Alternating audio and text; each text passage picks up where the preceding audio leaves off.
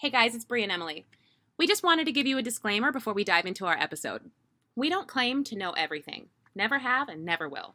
We want to use this space as a platform for open discussion, and sometimes that means we might be wrong. Know that our intent is not to offend, but to learn.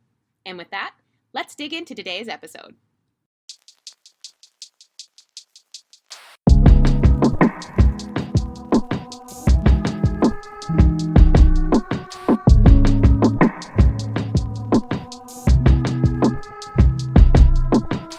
Mixed Messages is a podcast by Brie Graham and Emily Madigan, two mixed women trying to navigate the complexities of living between multiple communities in these divided times. Today, we are talking to Patrick Jeffrey, a friend of ours who identifies as a transracial adoptee, about his adoption, his connection with his roots, and his journey. This conversation is a special one for me, so let's get into it.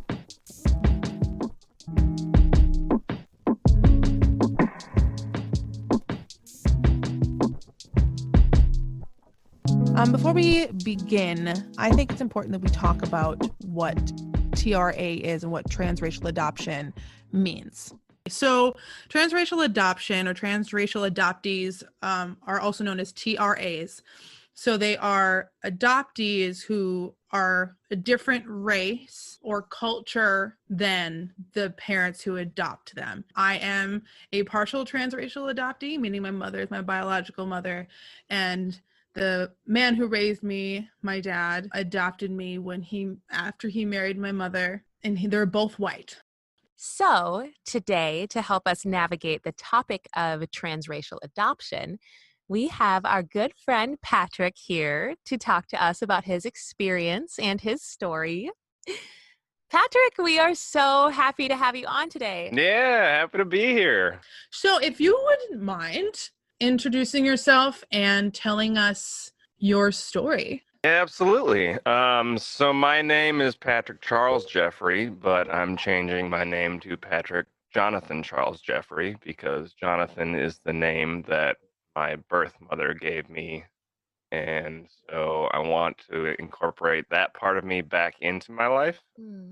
That's beautiful. So I think that name is really important. It's weird thinking about what my name was, and there is a birth certificate somewhere with that name on it, which blows my mind. I'm like, I would love to have that, but I'll probably never get it. So I grew up in a small town, New Prague, Minnesota. It was a very white conservative town, still is. I was there until I was 16, and then my parents moved to Northfield, which is a more liberal but still smaller and predominantly white town.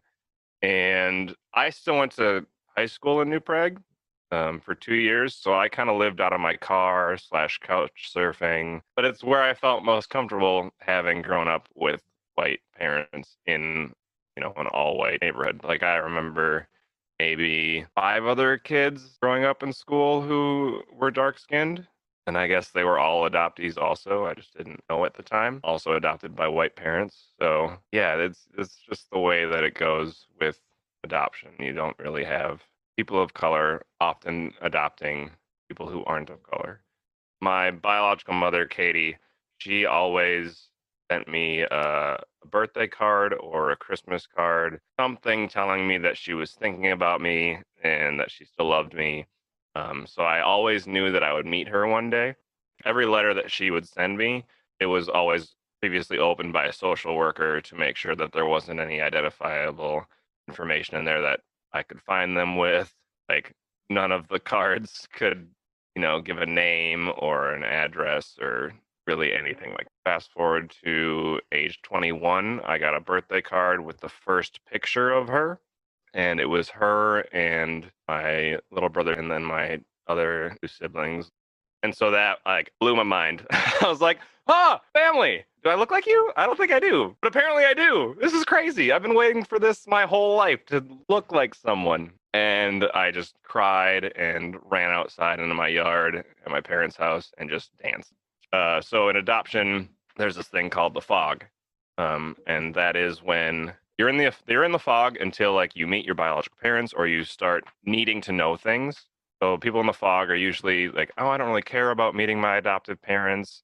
I don't need to know any of that because my life now is good enough and it's what I need and I'm happy with it.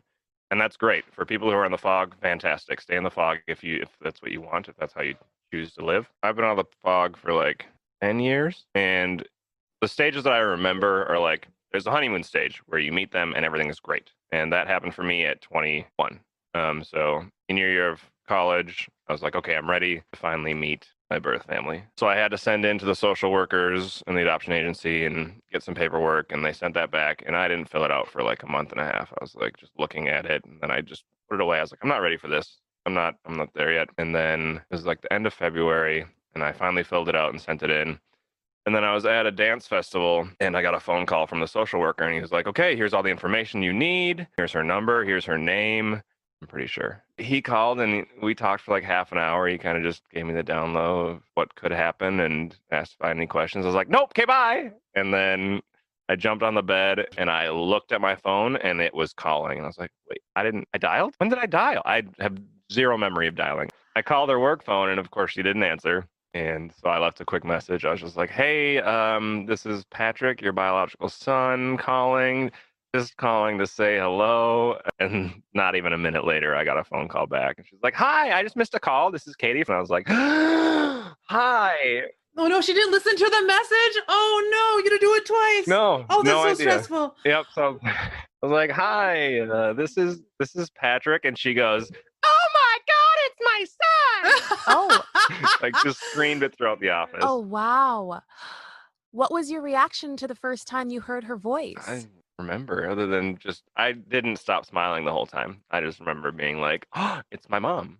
Like, and it kills me to say that also because like my mom's upstairs and I love my mom. Ooh, as much as I don't want to interrupt you telling us your story, let's talk about the struggles with adoptees in general. Having to come to terms with the fact that they do have multiple parents out there, even though one is birth and one is, there's this nurture versus nature. It's important, or it can be important to meet and know and have a relationship with your bio family, but the complications of that creating guilt and a sense of betrayal towards your adoptive family. Yeah. How did your adoptive family respond to your desire to connect to your bio family? I think they probably not always knew, but because I got the cards, they probably had an inkling of an idea that I would eventually meet them. My mom's biggest fear, okay, I'm going to start saying A mom for adoptive mom and B mom for bio mom so that everyone knows who we're talking about. My A mom's biggest fear from the day she brought me home was that someone was going to drive down the driveway and take me away. So I'm sure that came out again once I actually met them. And actually the last time that I just went down to hang out with them for a week, which is the longest that I've ever hung out with my bio family, she was worried. She told me that she was like, I don't want you to leave. You might never come back. And I was like, I understand that that's a fear. And when I was down there, part of me was like, maybe I just don't go back. Maybe I pick up my whole life. And my little brother Jerry's like, you have everything in your car. You have everything you need. Stay here. And it was hard because part of me wanted that so badly. Part of me wants to live down there and to have the time with them. But my life is up here. My connections are up here. My artistry's up here. So it's really hard to leave here. So it's kind of a push and pull from both sides. Sure. That's really hard. And so just to clarify, were you adopted as an infant, or when did you find out you were adopted? So I was adopted at 20 days old. I spent 3 days in the hospital, then I spent 17 days in a foster home, and then I went home with my parents. Okay. I didn't know I was in a foster home for 17 days until about a year ago. This is the weird thing about adoption is adoptive parents never really know when to tell their children. They know that it's like, is this going to be too soon? Is it too late? Like, it's just, they do the best they can with the information that they have. So I didn't find that out, but I did know that I was adopted since I was probably 6 or 7. Like they never hid that from me. So that was never an issue. Also because I looked so different, it wasn't. Okay, so knowing that you were adopted at a young age, did your A family actively research your background or culture, or? Yeah, did your parents ever try to keep you culturally connected? No, absolutely not. Not even a little bit. No, not once. I've tried, and it's been scary and hard and weird. And I don't know, I grew up in a white racist town where when I was 17 playing basketball with my best friend, two guys in a truck drove by and pointed a shotgun out the window and shouted at me. And I was like, I've never hit the ground so fast in my life. And that's like that, and the time at college where there were like 100 Nazi symbols written or drawn on my door in marker, but they were backwards because the person was an idiot. Well, they usually are. Yeah. But those are like the two biggest racist moments I've ever had. But there was a lot of microaggressions and stuff growing up. But no, they didn't know that was important. My mom and dad thought that their love would be enough, and that's all I would need. It's all I needed while I was in the fog. Oh, yeah. Patrick, do you have any memories from your childhood? I don't remember a lot of my childhood. One of the joys of trauma, and let me be very clear that adoption is trauma. It's not said enough, I don't think, because it's coming from the adoptive parent's perspective, where they can give all of this love to this child and everything will be rainbows and unicorns, but it's not. It comes from a wrenching away of everything that this child has known. I loved being at the pool as a kid. The pool was my happy place. But I would go to the pool and I would jump into the deep end and I would just hold myself in the fetal position. And I never really knew why for the longest time until it clicked. And I was like, this is the last sense memory I have of my mother. That is literally like me being in the womb, just holding myself. And I did it so often. Yeah, I don't know. It's just where I felt safest. And I would stay there so long that I would like come up just gasping for air, and like because I didn't want to leave that position. I felt safe there.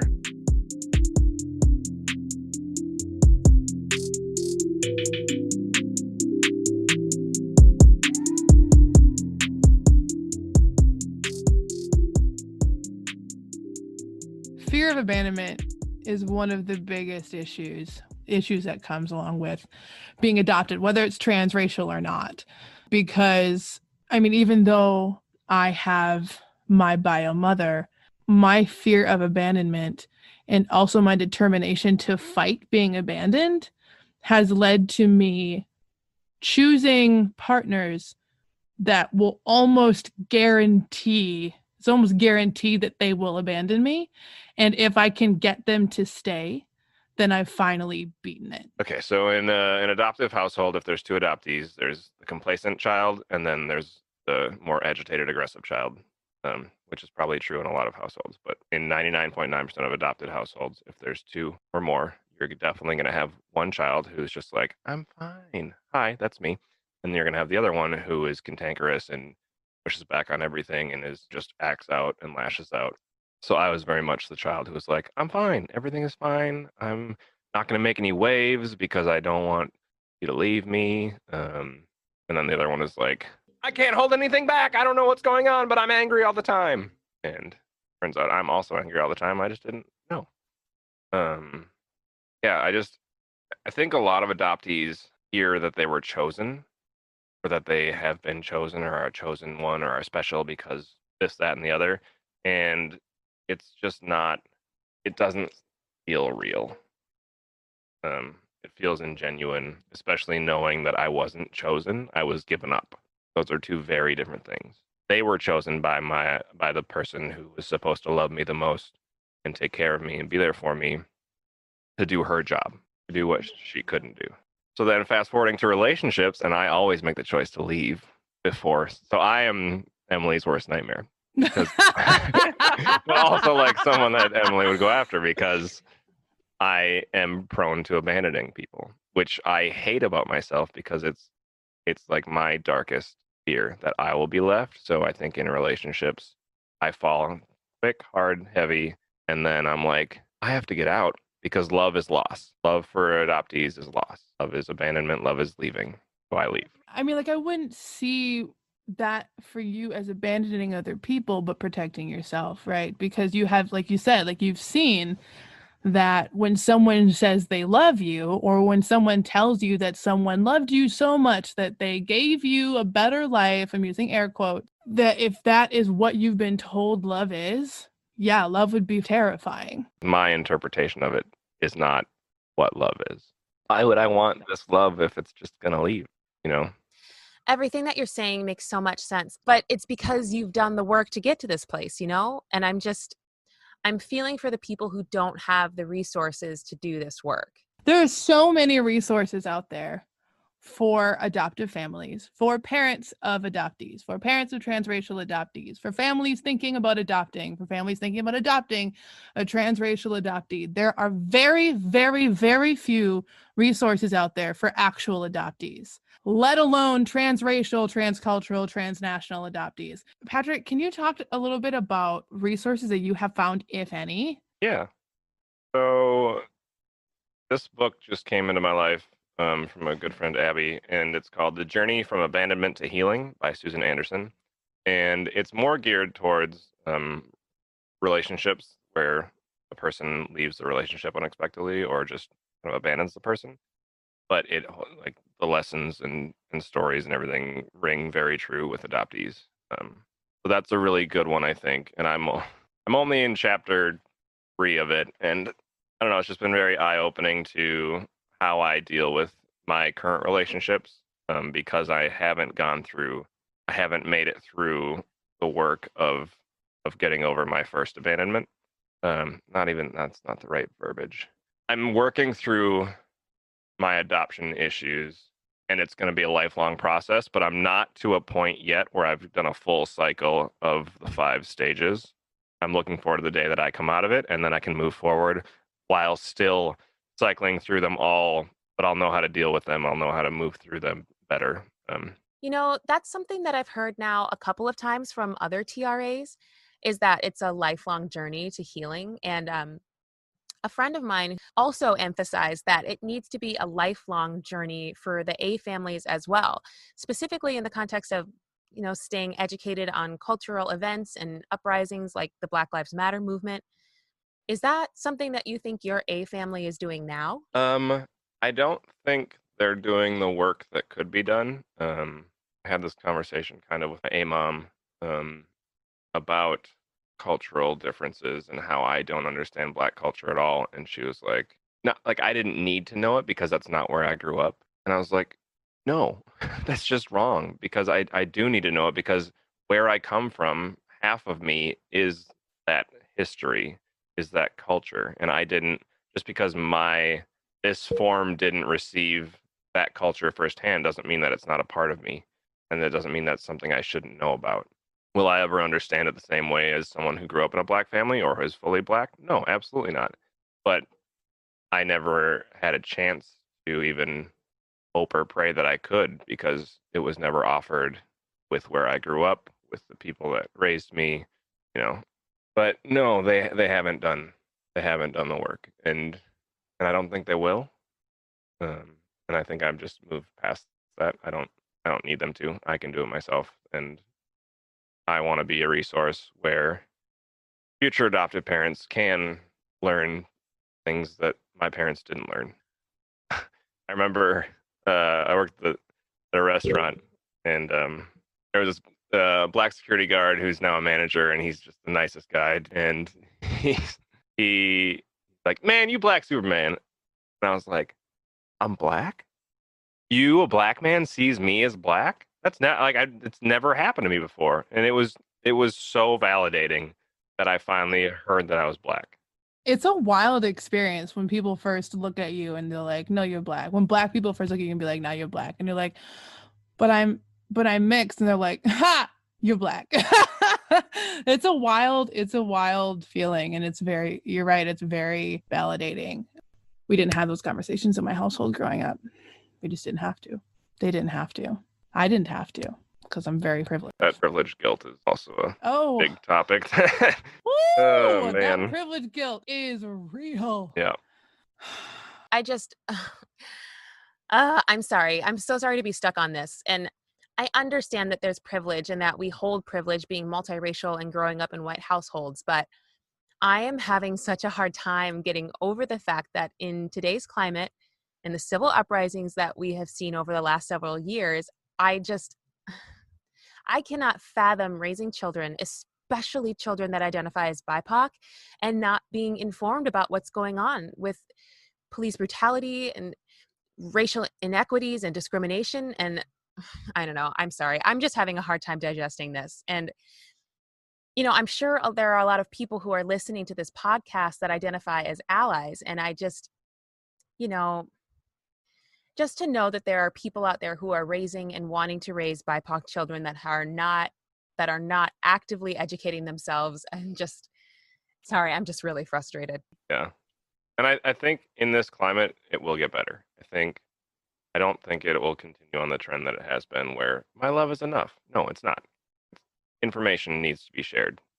As a child, I have a sense memory of making the choice to never hurt my parents. And I thought it was because that's how I was going to love them. But I think it was more that if I ever did, they might leave.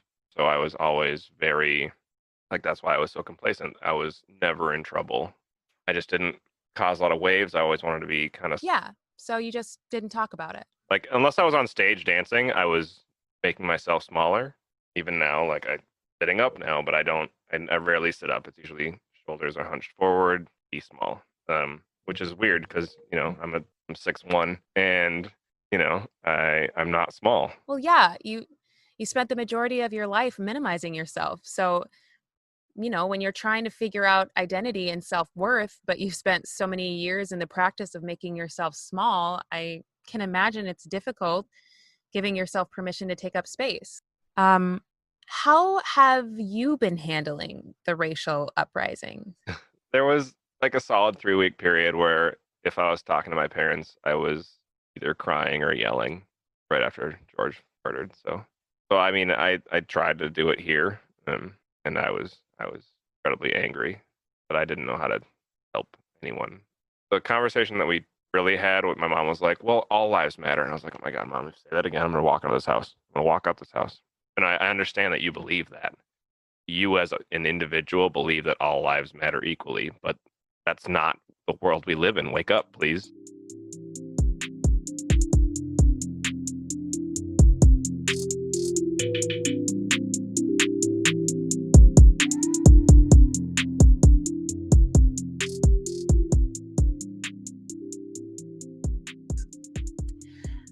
Patrick, really quick, I've heard you speak about your bio mom, but you haven't really talked about your bio dad. Is that?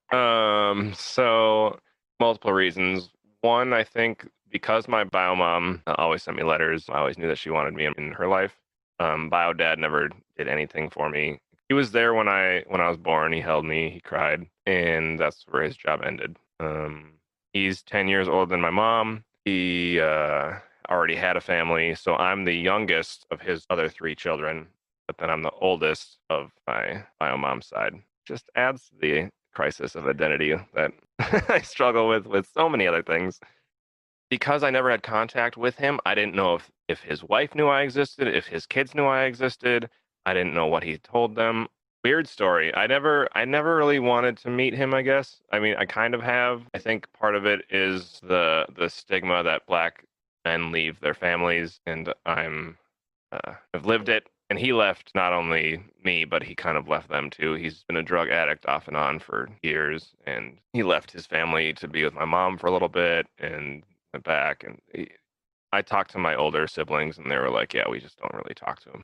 But the way that we first spoke, it's weird how it happened. So my birth mom was on the beach with some friends, and my mom's a talker. She will talk to anyone, anytime. She just loves to talk. So there were a couple other people on the beach, and she walked up to them and started a conversation, found out that they were from the same town that my biological father lives in. His name is Craig. They were talking, and she was like, well, do you know Craig? And she was like, yeah, I do. And she's like, okay, take my picture, take my number down, tell him that his son is looking for him, which I wasn't. A week later, she got a call from Craig, and we talked for a while, and she made the mistake of giving him my number. And then she told me about it, and I was like, you need to text him right now and tell him that he's not allowed to use my number.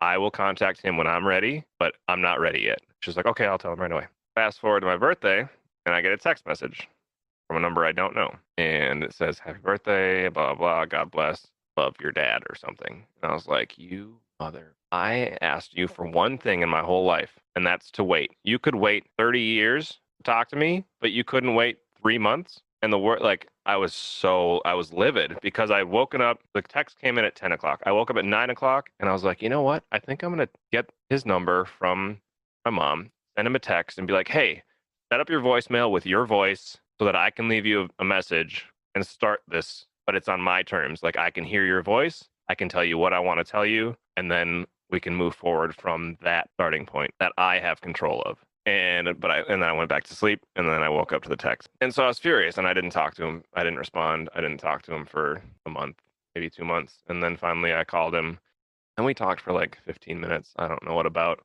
but he was super excited. And he's like, wait, you're doing a show this summer? I'm going to come up there. I'm going to come up and see you and Mama Mia. I'm going to fly your mom up. It's going to be great. And I was like, really? Okay, cool. This sounds awesome. All right, I can get on board. Not knowing what Mama Mia was about. Oh. But that was a whole I didn't even think about that. Yep. So like 2 months go by, and I text him, and I was just like, hey, just checking to make sure that you're still going to come up. Even if you can't fly Katie up, that's fine. But like, I'm just checking to see if you're still coming. And he said, who dis? Oh. And I was like, huh? Wow. He asked me who I was. I was like, I'm sorry. You didn't save my number in your phone? So then that was kind of when I realized he wasn't coming. Yeah, Patrick, I don't blame you for not wanting to have a relationship with him. So when I was doing the research and I was listening a lot to, God, I hope I'm saying her name right, Angela Tucker. And one of the questions that she asks a lot of the other transracial adoptees when she is interviewing them is, are you, and this is a very complicated question, a complicated answer, are you for or against adoption? So a lot of adoptees, I don't know about a lot, some adoptees, myself included, feel like they died and then they were reborn. So I don't feel like Jonathan died, but he definitely went to sleep. And then walls were built around him, and Patrick manned those walls and built them and kept Jonathan safe. So how do I feel about adoption? I think it sucks, but I think it's also necessary as long as we do it better. You know, it's on the next generation and this generation parents to just do it better. There are things that you can't get away with anymore.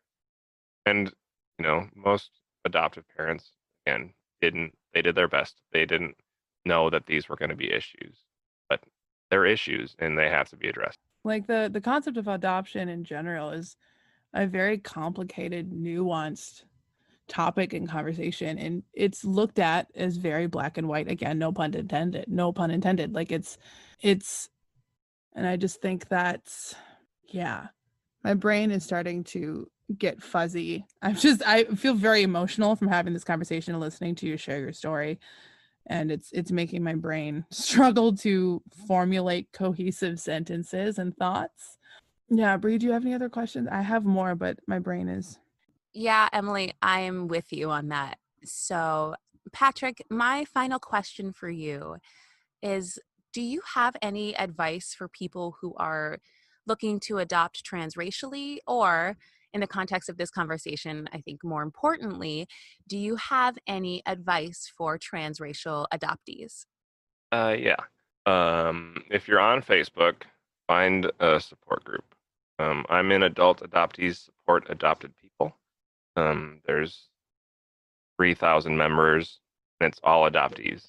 It's really supportive. Not everything said in this group is going to be relatable for everyone, but we all share the fact that we're adopted. So I think that's a really good resource for adoptees.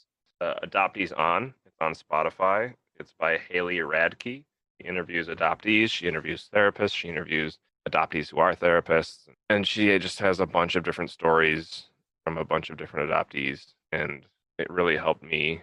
Well, I want to thank you both for finding it important enough to want to draw my story out of me, want to hear my story, and to hear all of the other stories that you're about to hear and get out into the world. I think it's super important, and very appreciative of both of you. And the last thing I will say is, everyone go get a freaking therapist.